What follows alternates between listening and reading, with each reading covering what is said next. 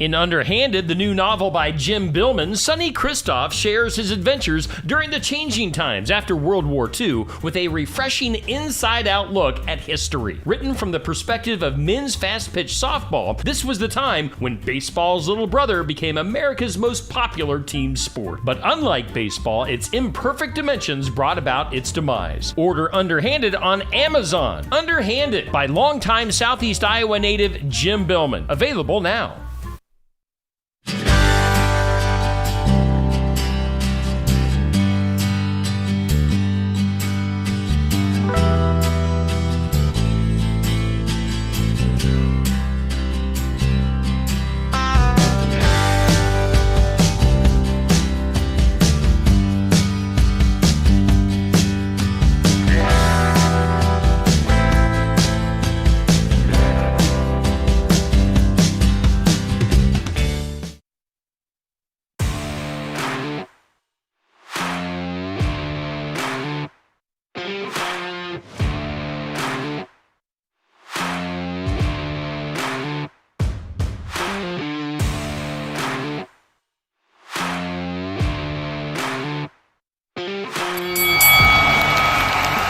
And now, your hosts of the Card Subject to Change podcast, for frequency's sake tag team champions of the world, the Wizard CZ, and never wrong, Nick Bull.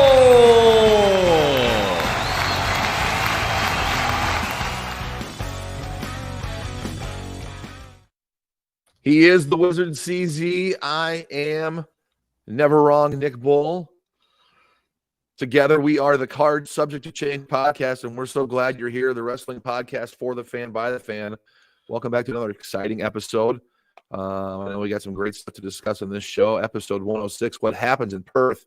And what happened in Perth was aplenty on the road to WrestleMania. If you're a WWE fan, a lot to talk about with Elimination Chamber. We'll do that here in a few moments. But CZ, talk about your Saturday night real quick. You went and took in some wrestling last night as we record. I did. As we record live on Sunday. I did. I took the trip down to Normal, Illinois. I got to give a shout out to our good friend DB and the athletes and wrestlers at Iron Spirit Pro. What's up, DB? DB treated us like we were rock stars. My nephew took my nephew down. We got reserve seating. So I saved the little card. I like that. My nephew got an autographed poster of the show. Everybody on the poster signed it. It was fantastic. Got some stickers. The show was great up until it had a bit of a sad ending. There was an injury, like they like to say, this ain't ballet. Want to give a shout out to Sean Galway. Put on a hell of a match until he broke his femur. Wishing him a speedy recovery. I know he's not the only one suffering through an injury that we've seen recently. So stay safe out there, boys. Speedy recovery to everybody who's on the injured list, and keep on doing what you do. I know injuries happen a lot due to storylines, and people expect a lot of times that storyline injuries are just part of that, just a storyline. No, these people are working. They're working hurt and injured to present a quality entertainment and alternative entertainment for you to go and enjoy and have anticipation for and really relish in the moment. So when they do get injured, it is a serious thing. It's not ballet. It's true. It's not. They're in there working together, yes, but sometimes their bodies are working against each other, and sometimes injuries happen. So our thoughts and prayers are with those that are suffering from injuries recently, whether it's here locally, independently, or where you were last night a few hours away, CZ. Let's hope that those guys and gals can get through these injuries and be able to get back to a working status where they're back entertaining the fan. Absolutely. Never a fun time to see someone get hurt, but we know they're going to pull through. This was just tragic happenstance, and like I said, I talked to DB earlier. Sean seems to be in good spirits, and wishing him and everybody that we know that is on that injured list a speedy recovery. That being said, Nick, let's perk things up a little bit and head down to Perth, Australia. What do you say? I see what you did there. Let's do that. Let's head down to the Elimination Chamber, emancipating from, I believe, from the geology lesson that I got from Graves and Cole all night. Western Australia. This is the biggest city furthest west in Australia, Perth, Australia. And they're really building the tourism around this place. Wonderful job on the production of the tourism commercials. I'm intrigued by the place now. The different commercial breaks they had. They did a really good job with it. And like I said, tongue-in-cheekly, that Graves and Cole are real estate agents in Perth and selling you on the place, because that's what they did. They sold the place last night for sure. They did a great job. I say that as a compliment to those guys. I thought they did a great job. A pay-per-view that we get at 4:00 in the morning. I thought selfishly, man, I'd be able to do this, but my son's team won a regional championship in overtime. Stayed out and celebrated a little too long, and I really didn't get to put as much effort as I wanted into the 4 a.m. version of this premium live event as I'd like to. I've watched it. When I watched live, I watched the women's elimination chamber, and then I'm finally like, I can't hang anymore. I'm too old for this early stuff, or I'm too young for it. I don't know, maybe. But I watched the women's elimination chamber match, which I thought was excellent. Some people were made in that match that didn't win that match. It had great showings. We'll talk about that. But that was the only match I could devote to my 4 a.m. time slot window. How about you? I don't have as cool of a story. I wasn't out winning any regional championships or anything, or have any family doing so. But I had a rough night getting to sleep Friday night. I had my alarm set, but I was up before my alarm. I watched, like you, the women's chamber match, and I tapped out. I woke up again about 7:30, 7:45 and caught the tail end of the men's chamber match, but went right back to bed after I saw that. And that was my live experience with Perth, with the Elimination Chamber. I watched it on replay today.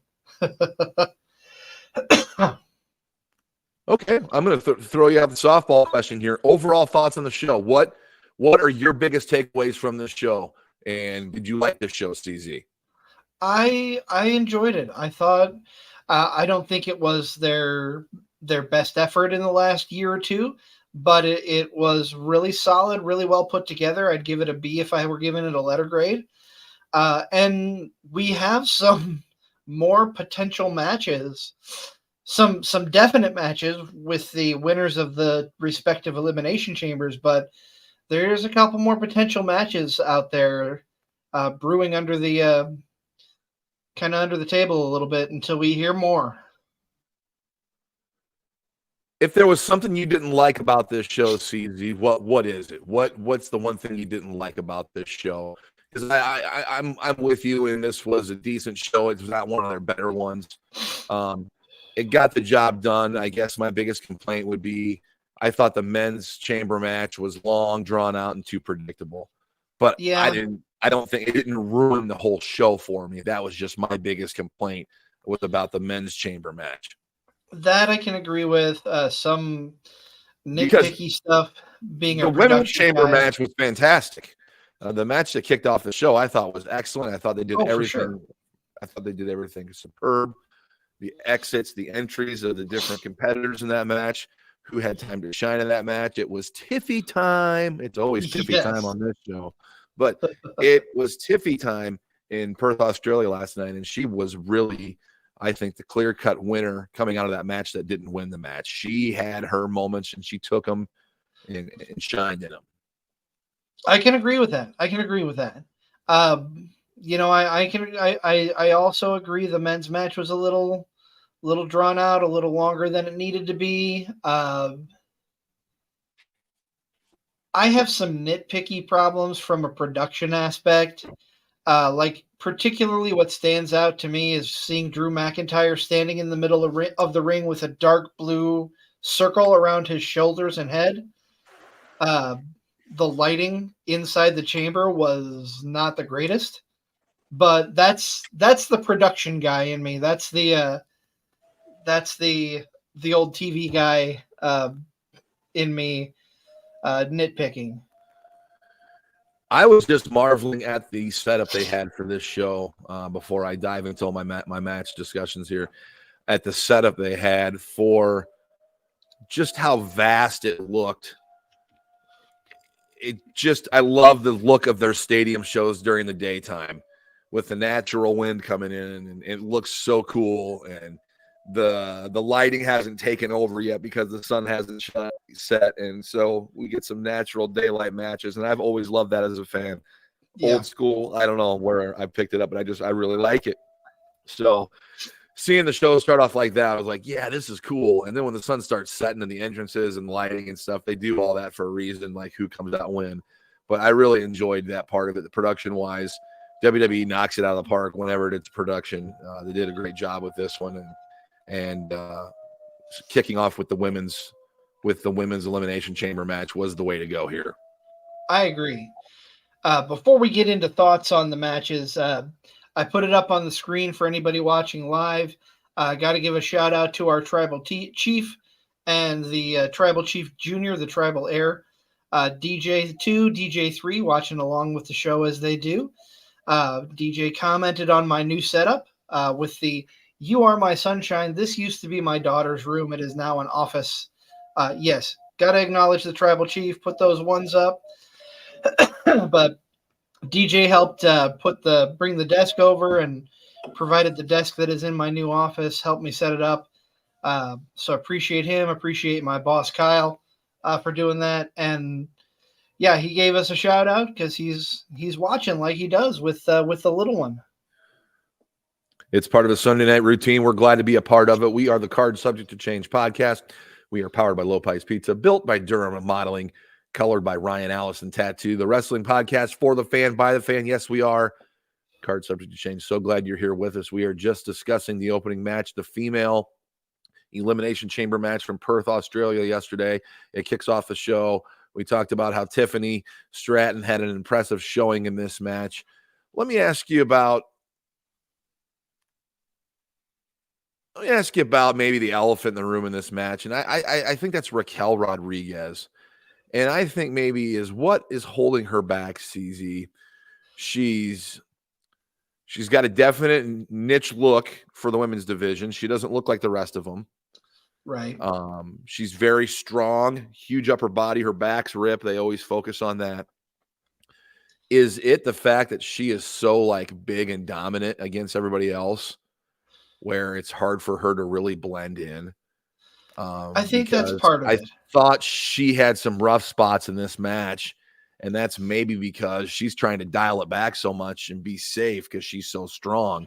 I can't imagine how hard that must be for a performer to do just at a drop of an instant like that. So I always wondered, does she get lost in the shuffle that way? Because I felt she just kind of had moments in this match where she just was out of place and didn't seem to be in the right frame of mind. Yeah, I can agree with that. I think you're right. I think she was holding back a little bit because she doesn't want to hurt anybody, which kudos to her for trying to hurt us to be safe. But here's the thing. I like Raquel Rodriguez a lot. I just don't think she has it. And when in this instance, when I say it's hard to put my finger on it. I think with her leaving, with her being injured and coming back, some of the fan backing was lost due to time away, and she just doesn't have the charisma to me that would put her on that next level. Like you look at someone like Rhea, who is a powerhouse in her own right. But she has that, she is so charismatic and has that personality that just grabs the fans, whether it's love or hate, whichever side of the coin you're rooting for Rhea on. I don't think Raquel is there. I hate to say that because she's a tremendous athlete, but I just don't see that it factor. the diatribe of the wizard, and I appreciate you breaking that down because I feel similar in a lot of the ways. Anthony Sandoval here is chiming in, and thank you for being interactive on the show. On the comment section, says she was a way better heel along Dakota Kai. I agree. She was. I agree she was. Anybody else have any feelings out there about the women's elimination chamber match from yesterday in Perth, Australia? Please let us know in the comment section. We're here discussing it right now. We've talked about Tiffany Stratton with the world's prettiest moonsault. That was phenomenal. The crowd was behind her. It felt very organic for Tiffany Stratton when she came out. Like, no matter what she does, the crowd's going to be behind her, and this is going to be a lot of fun. Oh, I agree. Tiffany she's got that personality. She's got that look. She's got that vibe. But when she's another one who was gone due to injury and came back. She really came into her own coming back from injury. And when she dropped the Barbie doll, thing, the daddy's money thing, and just became who she is now. Yeah. That put her over. That is where she needs to be. I love that she is there now, and she's going to do big things.